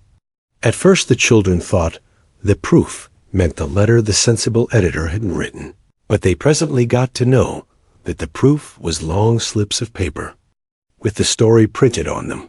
Whenever an editor was sensible, there were buns for tea. One day, Peter was going down to the village to get buns to celebrate the sensibleness of the editor of the Children's Globe. When he met the station master, Peter felt very uncomfortable, for he had now had time to think over the affair of the coal mine. He did not like to say "Good morning" to the station master, as you usually do to anyone you meet on a lonely road, because he had a hot feeling, which spread even to his ears, that the station master might not care to speak to a person who had stolen coals. Stolen is a nasty word, but Peter felt it was the right one. So he looked down and said nothing. It was the station master who said "Good morning" as he passed by, and Peter answered "Good morning." Then he thought, perhaps He doesn't know who I am by daylight, or he wouldn't be so polite. And he did not like the feeling which thinking this gave him. And then before he knew what he was going to do, he ran after the station master, who stopped when he heard Peter's hasty boots crunching the road and coming up with him very breathless. And with his ears now quite magenta-colored, he said, "I don't want you to be polite to me if you don't know me when you see me." "Eh?" said the station master. "I thought perhaps you didn't know it was me that took the coals." Peter went on, "When you said good morning. But it was, and I'm sorry. There." "Why?" said the station master. "I wasn't thinking anything at all about the precious coals. Let bygones be bygones." "And where were you off to in such a hurry?" "I'm going to buy buns for tea," said Peter. "I thought you were." "All so poor," said the station master. "So we are," said Peter, confidentially. "But we always have 3 pennyworth of halfpennies for tea whenever Mother sells a story or a poem or anything." "Oh," said the station master, "so your mother writes stories, does she?" "The beautifulest you ever read," said Peter. "You ought to be very proud to have such a clever mother." "Yes," said Peter, "but she used to play with U.S. more before she had to be so clever." "Well," said the station master, "I must be getting along. You give us a look in at the station whenever you feel so inclined. And as to coals, it's a word that we never mention." Thank you," said Peter. "I'm very glad it's all straightened out between us." And he went on across the canal bridge to the village to get the buns, feeling more comfortable in his mind than he had felt since the hand of the station master had fastened on his collar that night among the coals. Next day, when they had sent the threefold wave of greeting to father by the green dragon, and the old gentleman had waved back as usual, Peter proudly led the way to the station. "But ought we?" said Bobby. "After the coals, she means," Phyllis explained. "I met the station master yesterday," said Peter, in an offhand way, and he pretended not to hear what Phyllis had said. "He exprespecially invited us to go down any time we liked." "After the coals?" repeated Phyllis. "Stop a minute, my bootlace is undone again." "It always is undone again," said Peter, and the station master was more of a gentleman than you'll ever be, Phil throwing coal at a chop's head like that. Phyllis did up her bootlace and went on in silence, but her shoulders shook, and presently a fat tear fell off her nose and splashed on the metal of the railway line. Bobby saw it. "Why, what's the matter, darling?" she said, stopping short, and putting her arm round the heaving shoulders. "He called me ungentlemanly," sobbed Phyllis. "I didn't never call him unladylike, not even when he tied my Clorinda to the firewood bundle and burned her at the stake for a martyr." Peter had indeed perpetrated this outrage a year or two before. "Well, you began, you know," said Bobby, honestly, "about coals and all that. Don't you think you'd better both unsay everything since the wave and let honor be satisfied?" "I will if Peter will," said Phyllis, sniffling. "All right," said Peter. "Honor is satisfied. Here, use my hanky, Phil, for goodness sake, if you've lost yours as usual. I wonder what you do with them." "You had my last one," said Phyllis, indignantly, "to tie up the rabbit hutch door with. But you're very ungrateful. It's quite right what it says in the poetry book about sharper than a serpent. It is to have a toothless child, but it means ungrateful when it says toothless. Miss Lowe told me so." "All right," said Peter, impatiently. "I'm sorry. There, now will you come on?" They reached the station and spent a joyous 2 hours with the porter. He was a worthy man and seemed never tired of answering the questions that begin with "Why?" which many people in higher ranks of life often seem weary of. He told them many things that they had not known before. For instance, that the things that hook carriages together are called couplings, and that the pipes, like great serpents that hang over the couplings, are meant to stop the train with. If you could get a hold of one o' them when the train is going and pull M. Part, said he. She'd stop dead off with a jerk. Asterisk, who's she? Sighed Phyllis. The train, of course, said the porter. After that, the train was never again it to the children. And you know the thing in the carriages where it says on it, £5 fine for improper use. If you was to improperly use that, the train 'ud stop. And if you used it properly, said Roberta. It 'ud stop just the same, I suppose, said he, but it isn't proper use unless you're being murdered. There was an old lady once someone kidded her on it was a refreshment room bell, and she used it improper, not being in danger of her life, though hungry, and when the train stopped and the guard came along expecting to find someone weltering. In their last moments, she says, "Oh, please, mister, I'll take a glass of stout and a bath bun," she says. And the train was 7 minutes behind her time as it was. What did the guard say to the old lady? "I dunno," replied the porter, but I lay she didn't forget it in a hurry, whatever it was. In such delightful conversation, the time went by all too quickly. The station master came out once or twice from that sacred inner temple behind the place where the hole is that they sell you tickets through, and was most jolly with them all. Just as if coal had never been discovered, Phyllis whispered to her sister, he gave them each an orange, and promised to take them up into the signal box one of these days. When he wasn't so busy, several trains went through the station, and Peter noticed for the first time that engines have numbers on them, like cabs. "Yes," said the porter, "I knowed a young gent as used to take down the numbers of every single one he seed." In a green notebook with silver corners it was, owing to his father being very well-to-do in the wholesale stationery. Peter felt that he could take down numbers too, even if he was not the son of a wholesale stationer. As he did not happen to have a green leather notebook with silver corners, the porter gave him a yellow envelope, and on it he noted 379663, and felt that this was the beginning of what would be a most interesting collection. That night, at tea, he asked Mother if she had a green leather notebook with silver corners. She had not, but when she heard what he wanted it, for she gave him a little black one. "It has a few pages torn out," said she, "but it will hold quite a lot of numbers, and when it's full, I'll give you another.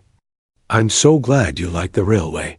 Only please, you mustn't walk on the line." "Not if we face the way the train's coming?" asked Peter after a gloomy pause, in which glances of despair were exchanged. "No, really not," said Mother.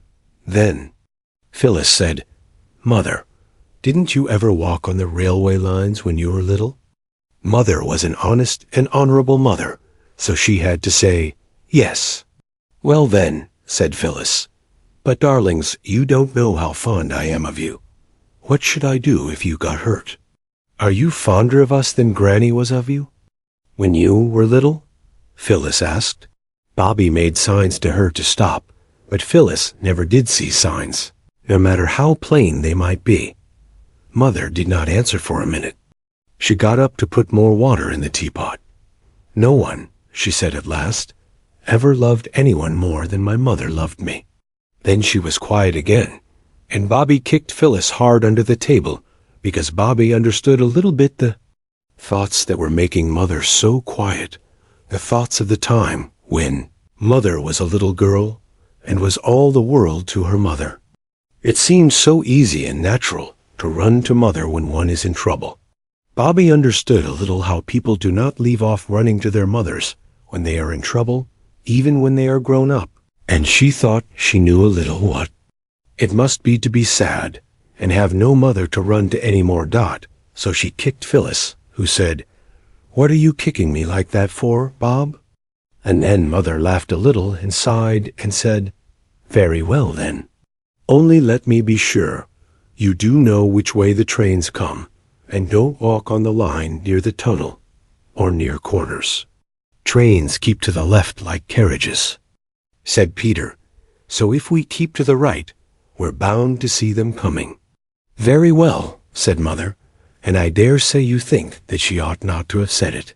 But she remembered about when she was a little girl herself, and she did say it, and neither her own children, nor you nor any other children in the world, could ever understand exactly what it cost her to do it. Only some few of you, like Bobby, may understand a very little bit. It was the very next day that Mother had to stay in bed, because her head ached so. Her hands were burning hot, and she would not eat anything, and her throat was very sore. If I was you, Mum, said Mrs. Viney, I should take and send for the doctor. There's a lot of catchy complaints a-going about just now. My sister's eldest, she took a chill, and it went to her inside. 2 years ago come Christmas, and she's never been the same gel since. Mother wouldn't at first, but in the evening she felt so much worse that Peter was sent to the house in the village that had 3 laburnum trees by the gate, and on the gate a brass plate with W. Forrest, M.D., on it. W. Forrest, M.D., came at once. He talked to Peter on the way back. He seemed a most charming and sensible man, interested in railways and rabbits and really important things. When he had seen Mother, he said it was influenza. Now, Lady Gravehairs, he said in the hall to Bobby, I suppose you'll want to be head nurse. Of course, said she. Well then, I'll send down some medicine. Keep up a good fire. Have some strong beef tea made ready to give her as soon as the fever goes down. She can have grapes now, and beef essence and soda water and milk. And you'd better get in a bottle of brandy, the best brandy. Cheap brandy is worse than poison. She asked him to write it all down, and he did. When Bobby showed Mother the list he had written, Mother laughed. It was a laugh, Bobby decided, though it was rather odd and feeble. Nonsense, said Mother, laying in bed with eyes as bright as beads. I can't afford all that rubbish. Tell Mrs. Viney to boil 2 pounds of scrag end of Venec. Your dinner's tomorrow, and I can have some of the broth. Yes, I should like some more water now, love. And will you get a basin and sponge my hands? Roberta obeyed. When she had done everything she could to make Mother less uncomfortable, she went down to the others. Her cheeks were very red, her lips set tight, and her eyes almost as bright as Mother's. She told them what the doctor had said, and what Mother had said. And now, said she, when she had told all, there's no one but us to do anything. And we've got to do it. I've got the shilling for the mutton. We can do without the beastly mutton, said Peter. Bread and butter will support life. People have lived on less on desert islands many a time. Of course, said his sister. And Mrs. Viney was sent to the village to get as much brandy and soda water and beef tea as she could buy for a shilling. But even if we never have anything to eat at all, said Phyllis, you can't get all those other things with our dinner money. No, said Bobby, frowning. We must find out some other way. Now think, everybody, just as hard as ever you can. They did think. And presently they talked. And later, when Bobby had gone up to sit with Mother in case she wanted anything, the other 2 were very busy with scissors and a white sheet and a paintbrush and the pot of Brunswick black that Mrs. Viney used for grates and fenders. They did not manage to do what they wished, exactly with the first sheet, so they took another out of the linen cupboard. It did not occur to them that they were spoiling good sheets which cost good money. They only knew that they were making a good, but what they were making comes later. Bobby's bed had been moved into Mother's room, and several times in the night she got up to mend the fire and to give her Mother milk and soda water. Mother talked to herself a good deal, but it did not seem to mean anything.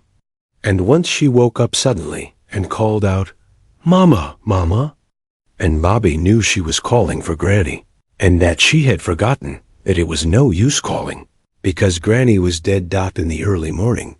Bobby heard her name and jumped out of bed and ran to Mother's bedside. Oh, Yes, I think I was asleep, said Mother. My poor little duck. How tired you'll be. I do hate to give you all this trouble. Trouble, sighed Bobby. Ah, don't cry, sweet, Mother said. I shall be all right in a day or two. And Bobby said, yes, can try to. Smile. When you are used to 10 hours of solid sleep, to get up 3 or 4 times in your sleep time makes you feel as though you had been up all night. Bobby felt quite stupid, and her eyes were sore and stiff, but she tidied the room and arranged everything neatly before the doctor came. This was at 8:30.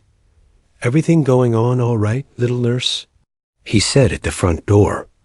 Did you get the brandy? I've got the brandy, said Bobby, in a little flat bottle. I didn't see the grapes or the beef tea, though, said he. No, said Bobby firmly, but you will tomorrow. And there's some beef stewing in the oven for beef tea. Who told you to do that? He asked. I noticed what Mother did when Phil had mumps. Right, said the doctor. Now you get your old woman to sit with your mother. And then you eat a good breakfast and go straight to bed and sleep till dinner time. We can't afford to have the head nurse ill. He was really quite a nice doctor. When the 9.15 came out of the tunnel that morning, old gentleman in the first-class carriage put down his newspaper and got ready to wave his hand to the 3 children on the fence. But this morning there were not 3. There was only 1, and that was Peter. Peter was not on the railings either, as usual. He was standing in front of them in an attitude like that of a showman showing off the animals in a menagerie, or of the kind clergyman when he points with a wand at the scenes from Palestine. When there is a magic lantern, and he is explaining it, Peter was pointing too. And what he was pointing at was a large white sheet nailed against the fence. On the sheet there were thick black letters more than a foot long. Some of them had run a little, because of Phyllis having put the Brunswick black on too eagerly, but the words were quite easy to read. And this what the old gentleman and several other people in the train read in the large black letters on the white sheet. Look out at the station.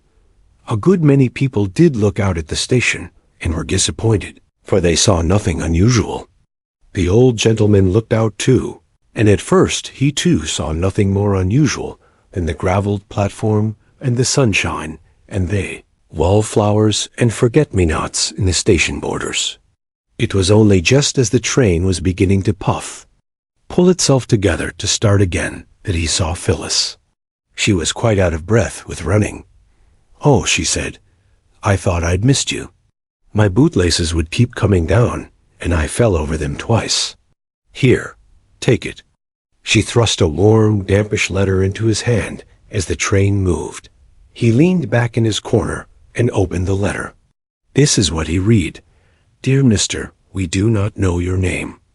Mother is ill, and the doctor says to give her the things at the end of the letter, but she says she can't afford it, and to get mutton for us, and she will have the broth.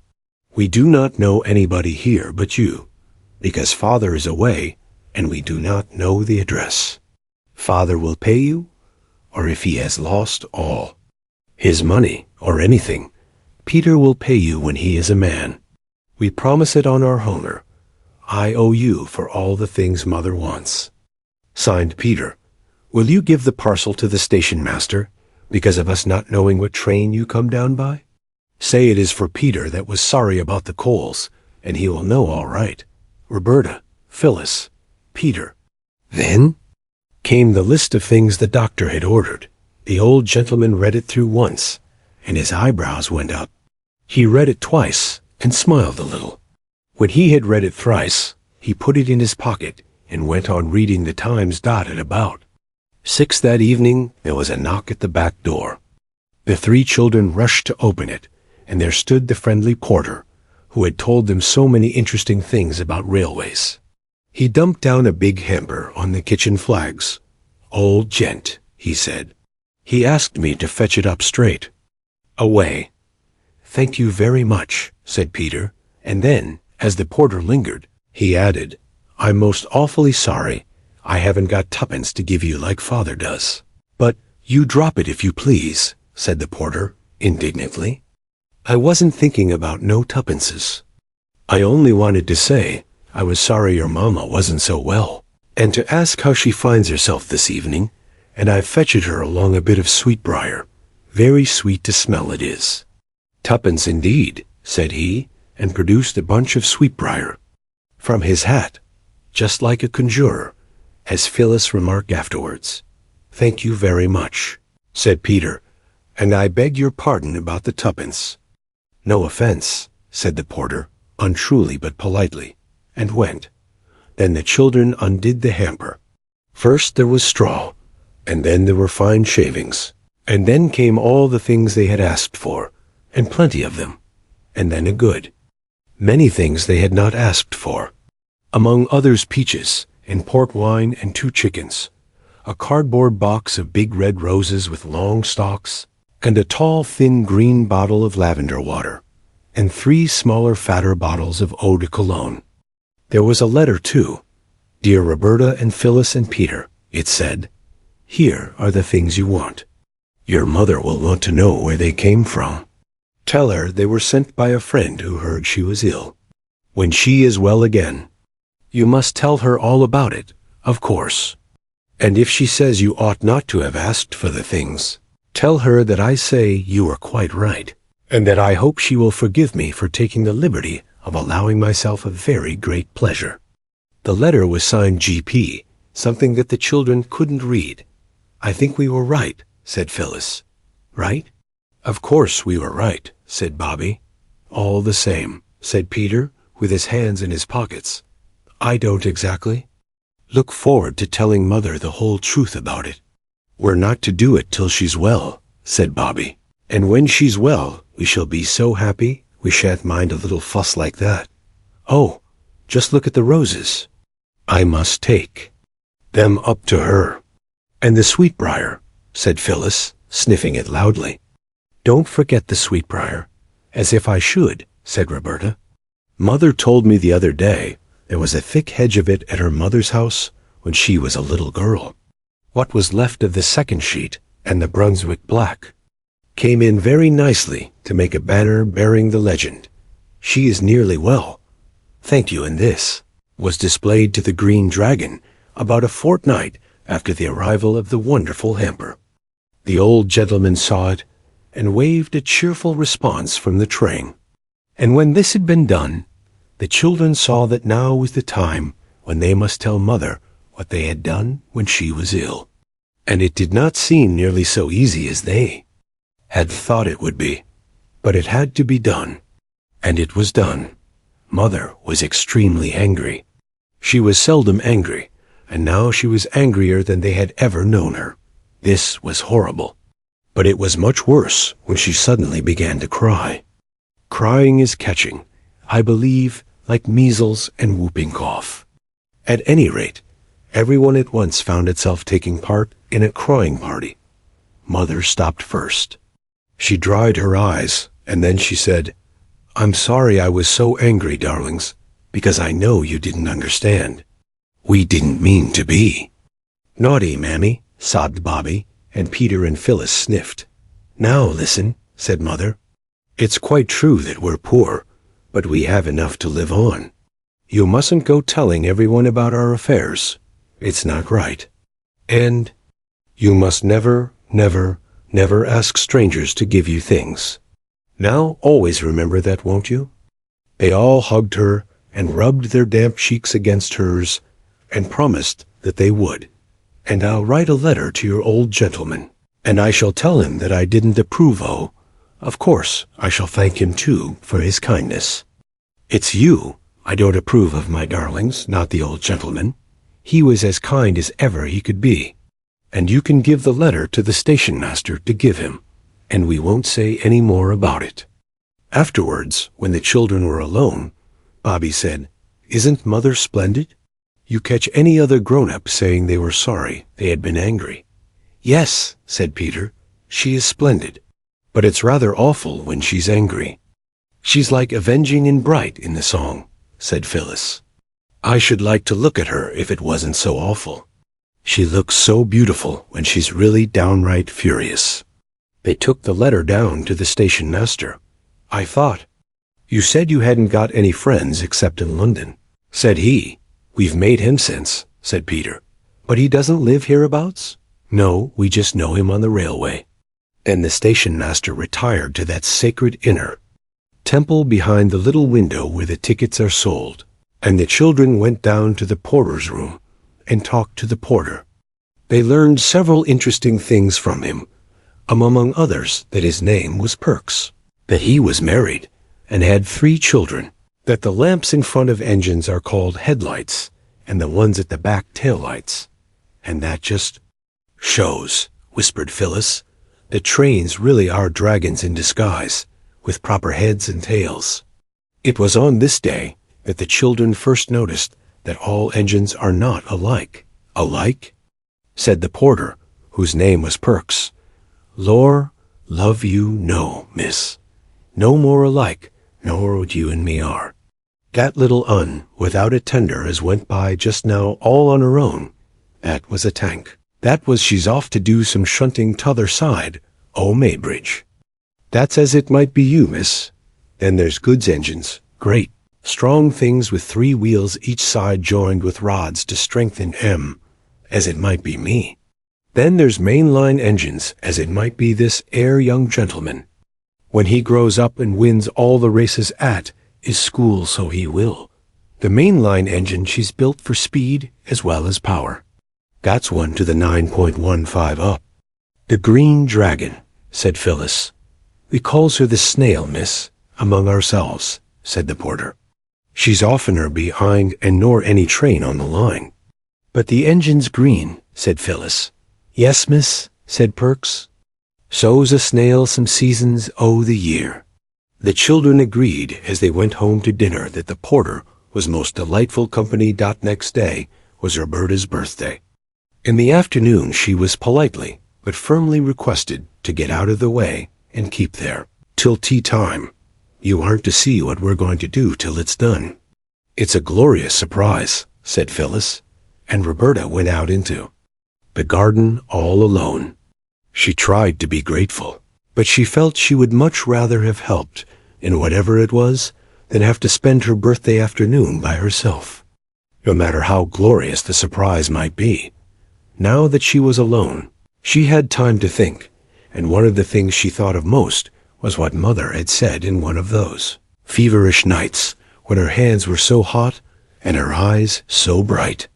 Words were, "Oh, what a doctor's bill there'll be for this." She walked round and round the garden among the rose bushes that hadn't any roses yet, only buds, and the lilac bushes and syringas and American currants. And the more she thought of the doctor's bill, the less she liked the thought of it.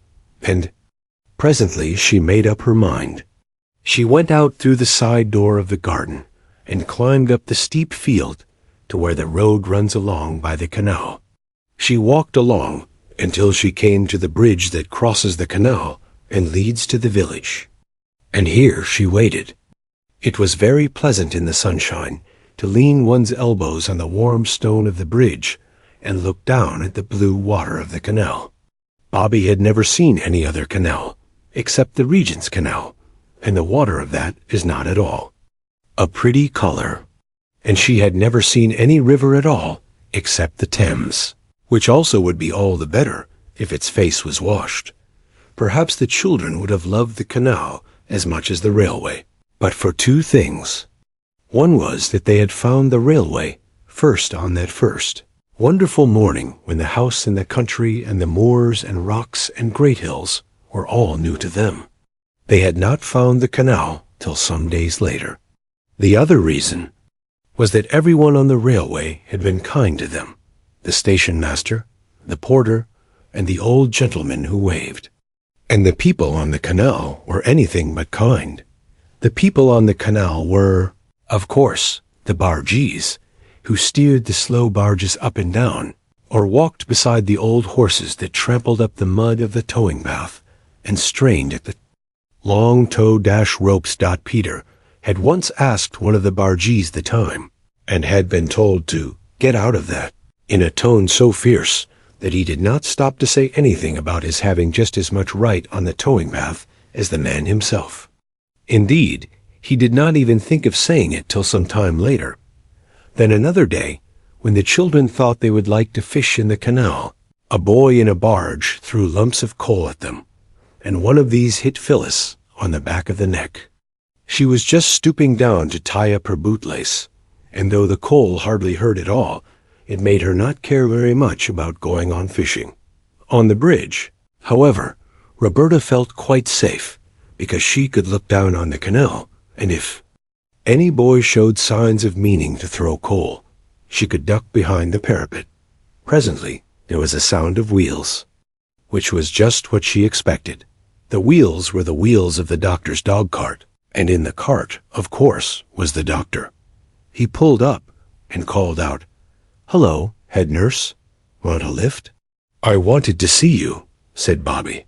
"Your mother's not worse, I hope?" said the doctor. "No, but, well, skip in then, and we'll go for a drive." Roberta climbed in, and the brown horse was made to turn round, which it did not like at all, for it was looking forward to its tea. I mean its oats. "This is jolly," said Bobby, as the dog cart flew along the road by the canal. "We could throw a stone down any one of your 3 chimneys," said the doctor as they passed the house. "Yes," said Bobby, "but you'd have to be a jolly good shot." "How do you know I'm not?" said the doctor. "Now then, what's the trouble?" Bobby fidgeted with the hook of the driving apron. "Come, out with it," said the doctor. "It's rather hard, you see," said Bobby, "to out with it." "Because of what Mother said." "What did Mother say?" "She said I wasn't to go telling everyone that we're poor." "But you aren't everyone, are you?" "Not at all," said the doctor, cheerfully. Well, I know doctors are very extravagant, I mean expensive, and Mrs. Viney told me that her doctoring only cost her 2pence a week because she belonged to a club." "Yes?" "You see, she told me what a good doctor you were, and I asked her how she could afford you, because she's much poorer than we are. I've been in her house, and I know. And then she told me about the club, and I thought I'd ask you. And oh, I don't want Mother to be worried. Can't we be in the club too, the same as Mrs. Viney?" The doctor was silent. He was rather poor himself, and he had been pleased at getting a new family to attend. So I think his feelings at that minute were rather mixed. "You aren't cross with me, are you?" said Bobby, in a very small voice. The doctor roused himself. "Cross? How could I be? You're a very sensible little woman. Now look here, don't you worry. I'll make it all right with your mother, even if I have to make a special brand new club all for her. Look here, this is where the aqueduct begins." "What's an what's its name?" asked Bobby. "A water bridge," said the doctor. Look, the road rose to a bridge over the canal. To the left was a steep rocky cliff with trees and shrubs growing in the cracks of the rock. And the canal here left off running along the top of the hill and started to run on a bridge of its own.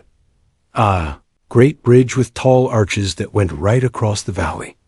Bobby drew a long breath. "It is grand, isn't it?" she said.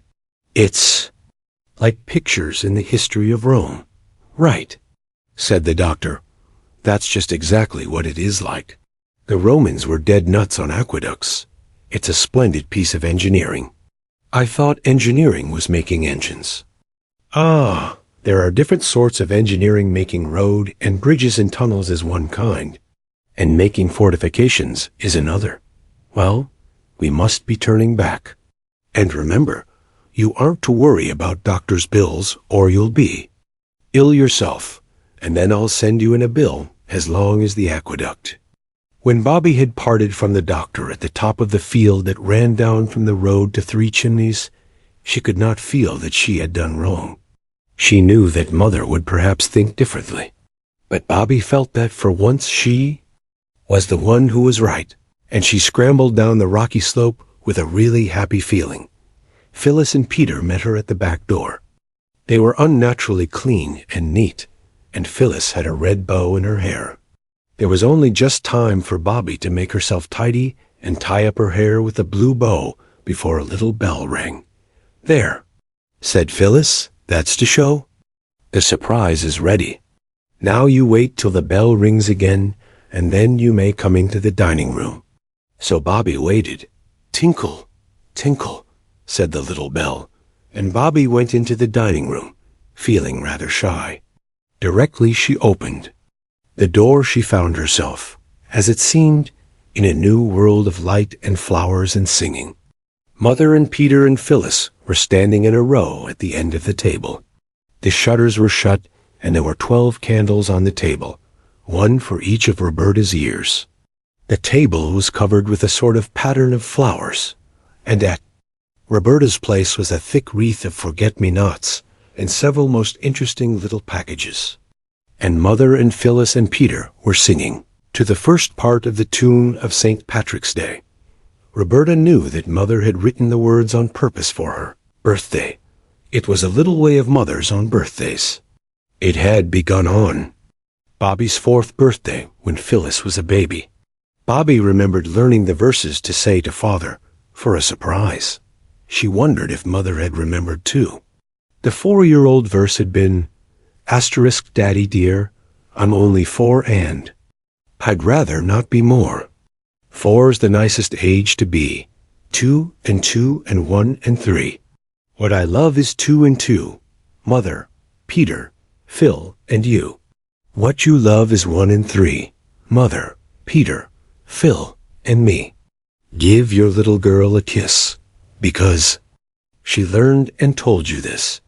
Asterisk, the song the others were singing now went like this. "Our darling Roberta, no sorrow shall hurt her, if we can prevent it her whole life long. Her birthday's our fete day, we'll make it our great day, and give her our presents, and sing her our song. May pleasures attend her, and may the fates send her the happiest journey along her life's way, with skies bright above her, and dear ones to love her. Dear Bob, many happy returns of the day." When they had finished singing, they cried, "3 cheers for our Bobby," and gave them very loudly. Bobby felt exactly as though she were going to cry. You know that odd feeling in the bridge of your nose and the pricking in your eyelids? But before she had time to begin, they were all kissing and hugging her. Asterisk. "Now," said Mother, "look at your presents." They were very nice presents. There was a green and red needle book that Phyllis had made herself in secret moments. There was a darling little silver brooch of Mother's, shaped like a buttercup, which Bobby had known and loved for years, but which she had never thought would come to be her very own. There was also a pair of blue glass vases from Mrs. Viney. Roberta had seen and admired them in the village shop. And there were 3 birthday cards with pretty pictures and wishes. Mother fitted the forget-me-not crown on Bobby's brown head. And, "Now look at the table," she said. There was a cake on the table, covered with white sugar, with Dear Bobby on it in pink sweets, and there were buns and jam. But the nicest thing was that the big table was almost covered with flowers. Wallflowers were laid all round the tea tray. There was a ring of forget-me-nots round each plate. The cake had a wreath of white lilac round it, and in the middle was something that looked like a pattern, all done with single blooms of lilac or wallflower or laburnum. "It's a map of the railway," cried Peter. "Look, those lilac lines are the metals, and there's the station done in brown. Wallflowers. The laburnum is the train, and there are the signal boxes, and the road up to here, and those fat red daisies are us 3, waving to the old gentleman. That's him, the pansy in the laburnum train. And there's 3 chimneys done in the purple primroses," said Phyllis. "And that little tiny rosebud is Mother looking out for us when we're late for tea. Peter invented it all, and we got all the flowers from the station. We thought you'd like it better." "That's my present," said Peter, suddenly dumping down his adored steam engine on the table in front of her. Its tender had been lined with fresh white paper, and was full of sweets. "Oh, Peter," cried Bobby, quite overcome by this. "Munificence, not your own dear little engine that you're so fond of?" "Oh, no," said Peter, very promptly. "Not the engine. Only the sweets." Bobby couldn't help her face changing a little. Not so much because she was disappointed at not getting the engine, as because she had thought it so very noble of Peter, and now she felt she had been silly to think it. Also, she felt she must have seemed greedy to expect the engine as well as the sweets. So her face changed. Peter saw it. He hesitated a minute. Then his face changed too, and he said, "I mean not all the engine. I'll let you go halves if you like." "You're a brick," cried Bobby. "It's a splendid present." She said no more aloud, but to herself she said, "That was awfully jolly decent of Peter, because I know he didn't mean to. Well, the broken half shall be my half of the engine, and I'll get it mended and give it back to Peter for his birthday. Yes, mother dear, I should like to cut the cake," she added, and tea began. It was a delightful birthday. After tea, mother played games with them, any game they liked, and of course their first choice was Blind Man's Buff, in the course of which Bobby's forget-me-not wreath twisted itself crookily over one of her ears and stayed there. Then, when it was near bedtime and time to calm down, Mother had a lovely new story to read to them. "You won't sit up late working, will you, Mother?" Bobby asked as they said good night, and Mother said no. She wouldn't, she would.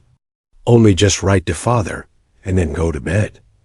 But when Bobby crept down later to bring up her presents, for she felt she really could not be separated from them all night, Mother was not writing, but leaning her head on her arms and her arms on the table. I think it was rather good of Bobby to slip quietly away, saying over and over, "She doesn't want me to know she's unhappy, and I won't know. I won't know." But it made a sad end to the birthday. The very next morning, Bobby began to watch her opportunity to get Peter's engine mended secretly. And the opportunity came the very next afternoon. Mother went by train to the nearest town to do shopping. When she went there, she always went to the post office, perhaps to post her letters to Father, for she never gave them to the children or Mrs. Viney to post, and she never went to the village herself. Peter and Phyllis went with her. Bobby wanted an excuse not to go, but try as she would, she couldn't think of a good one. And just when she felt that all was lost, her frock caught on a big nail by the kitchen door, and there was a great crisscross tear all along the front of the skirt. I assure you, this was really an accident. So the others pitied her and went without her, for there was no time for her to change, because they were rather late already, and had to hurry to the station to catch the train. When they had gone, Bobby put on her everyday frock and went down to the railway. She did not go into the station, but she went along the line to the end of the platform, where the engine is when the down train is alongside the platform, the place where there are a water tank and a long, limp leather hose, like an elephant's trunk. She hid behind a bush on the other side of the railway. She had the toy engine done up in brown paper, and she waited patiently with it under her arm. Then when the next train came in and stopped, Bobby went across the metals of the up line and stood beside the engine. She had never been so close to an engine before.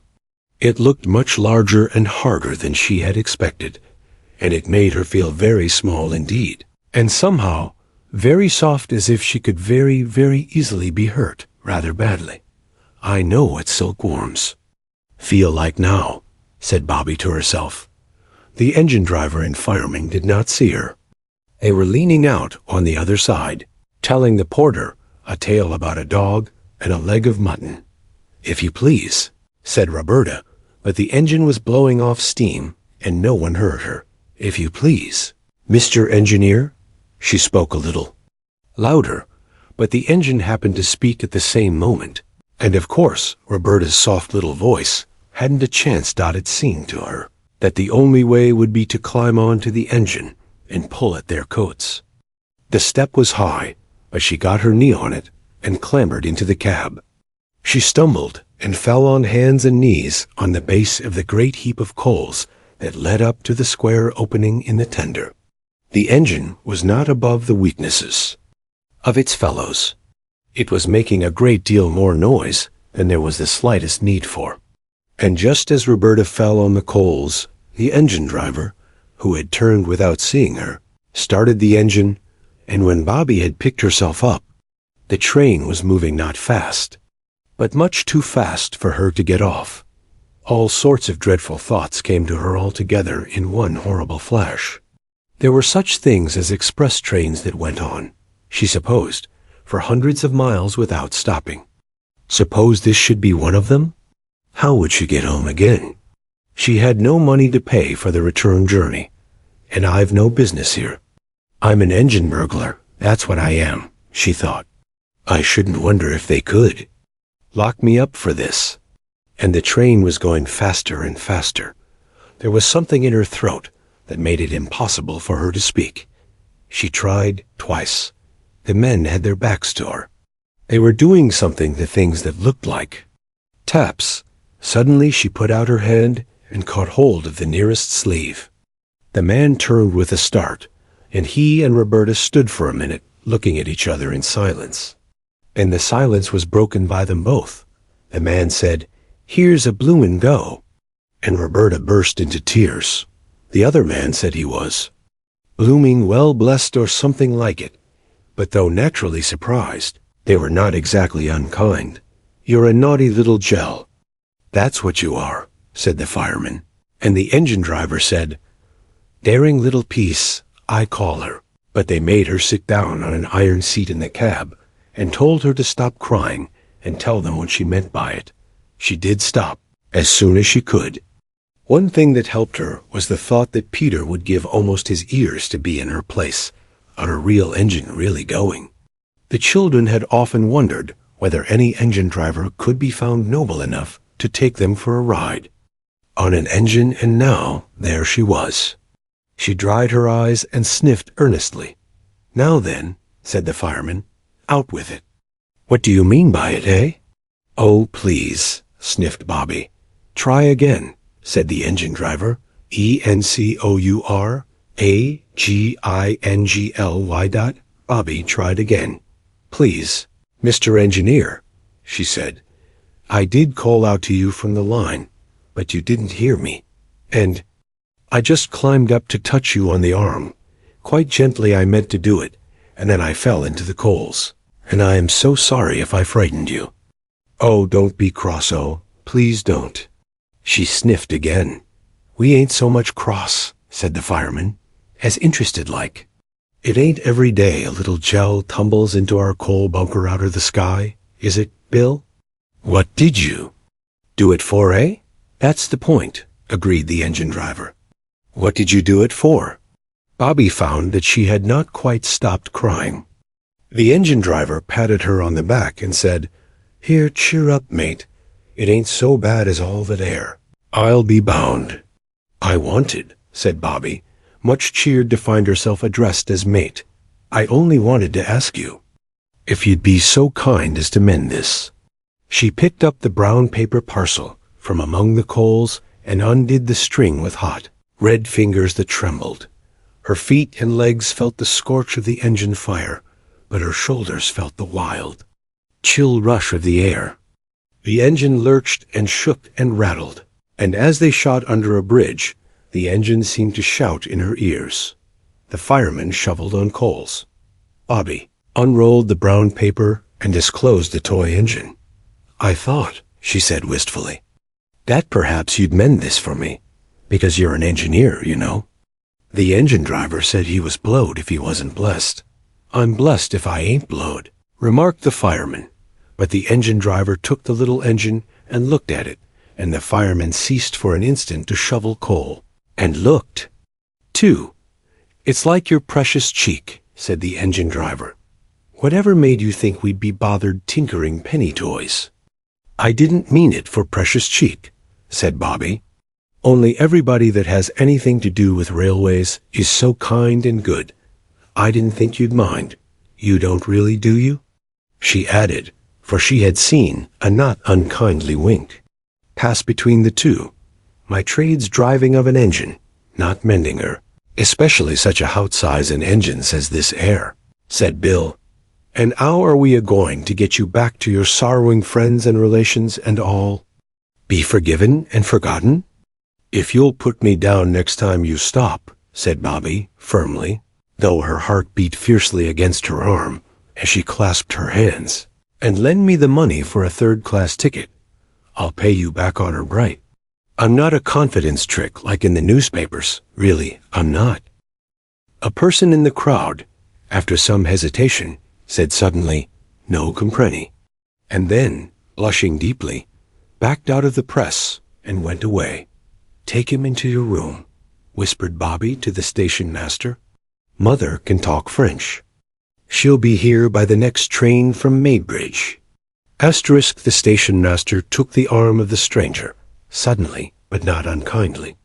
But the man wrenched his arm away and cowered back, coughing and trembling and trying to push the station master away. "Oh, don't," said Bobby. "Don't you see how frightened he is? He thinks you're going to shut him up. I know he does. Look at his eyes. They're like a fox's eyes when the beast's in a trap," said the farmer. "Oh, let me try." Bobby went on. "I do really know one or two French words, if I could only think of them. Sometimes, in moments of great need, we can do wonderful things that in ordinary life we could hardly even dream of doing." Bobby had never been anywhere near the top of her French class, but she must have learned something without knowing it, for now, looking at those wild, hunted eyes, she actually remembered, and what is more, spoke some French words. She said, "Vous, attendre, ma mère parles français." "Nous, what's the French for being kind?" Nobody knew. "Bon is good," said Phyllis. "Nous être bon pour vous." I do not know whether the man understood her words, but he understood the touch of the hand she thrust into his, and the kindness of the other hand that stroked his shabby sleeve. She pulled him gently towards the inmost sanctuary of the station. "Master." The other children followed, and the station master shut the door in the face of the crowd, which stood a little while in the booking office, talking and looking at the fast-closed yellow door, and then by ones and twos went its way, grumbling, inside. The station master's room. Bobby still held the stranger's hand and stroked his sleeve. "Here's a go," said the station master.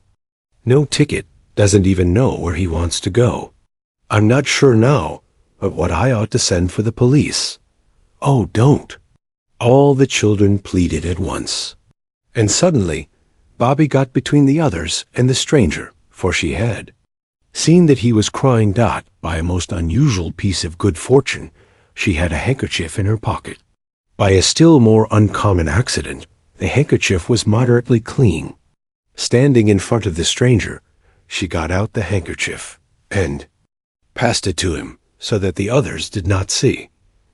"Wait till Mother comes," Phyllis was saying. "She does speak French beautifully. You'd just love to hear her." "I'm sure he hasn't done anything like you're sent to prison for," said Peter. "Looks like without visible means to me," said the station master. "Well, I don't mind giving him the benefit of the doubt till your mamma comes. I should like to know what nation's got the credit of him, that I should."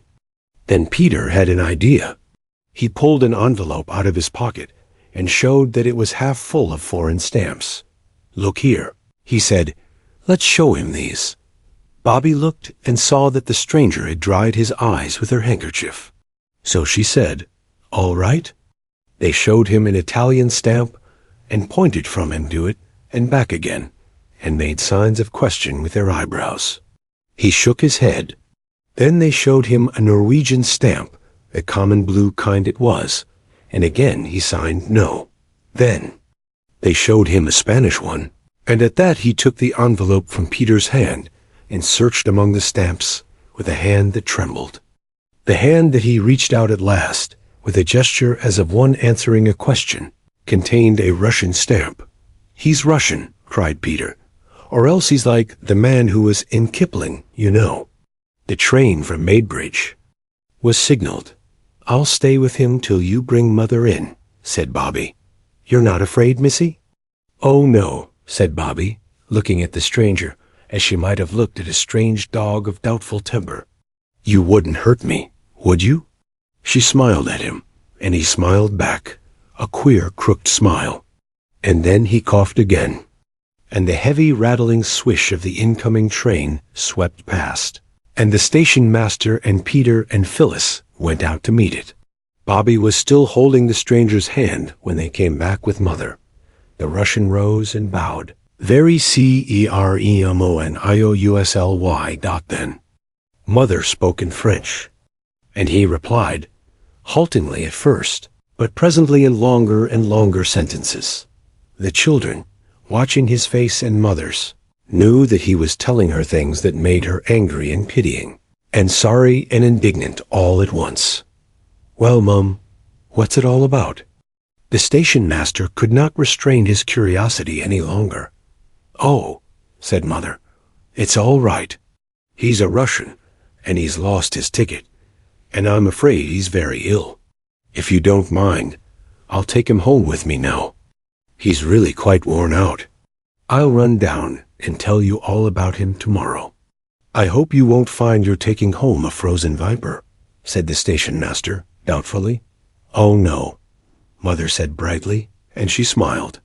"I'm quite sure I'm not. Why, he's a great man in his own country, writes books, beautiful books. I've read some of them. But I'll tell you all about it tomorrow." She spoke again in French to the Russian, and everyone could see the surprise and pleasure and gratitude in his eyes. He got up and politely bowed to the station master and offered his arm most ceremoniously to Mother. She took it, but anybody could have seen that she was helping him along, and not he her. "You girls run home and light a fire in the sitting room," Mother said, "and Peter had better go for the doctor." But it was Bobby who went for the doctor. "I hate to tell you," she said breathlessly when she came upon him in his shirt sleeves, weeding his pansy bed, "but Mother's got a very shabby Russian, and I'm sure he'll have to belong to your club. I'm certain he hasn't got any money. We found him at the station." "Found him? Was he lost then?" asked the doctor, reaching for his coat. "Yes," said Bobby, unexpectedly. "That's just what he was. He's been telling Mother the sad, sweet story of his life in French. And she said, would you be kind enough to come directly if you were? At home, he has a dreadful cough, and he's been crying." The doctor smiled. "Oh, don't," said Bobby. "Please don't. You wouldn't if you'd seen him. I never saw a man cry before. You don't know what it's like." Dr. Forrest wished then that he hadn't smiled. When Bobby and the doctor got to Three Chimneys, the Russian was sitting in the armchair that had been Father's, stretching his feet to the blaze of a bright wood fire and sipping the tea Mother had made him. "The man seems worn out, mind and body," was what the doctor said. "The cough's bad, but there's nothing that can't be cured. He ought to go straight to bed, though, and let him have a fire at night. I'll make one in my room. It's the only one with a fireplace," said Mother. She did, and presently the doctor helped the stranger to bed. There was a big black trunk in Mother's room that none of the children had ever seen unlocked. Now, when she had lighted the fire, she unlocked it and took some clothes out, men's clothes, and set them to air by the newly lighted fire. Bobby, coming in with more wood for the fire, saw the mark on the nightshirt and looked over to the open trunk. All the things she could see were men's clothes, and the name marked on the shirt was Father's name. Then Father hadn't taken his clothes with him, and that nightshirt was one of Father's new ones. Bobby remembered its being made just before Peter's birthday. Why hadn't Father taken his clothes? Bobby slipped from the room. As she went, she heard the key turned in the lock of the trunk, Her heart was beating horribly. Why hadn't Father taken his clothes?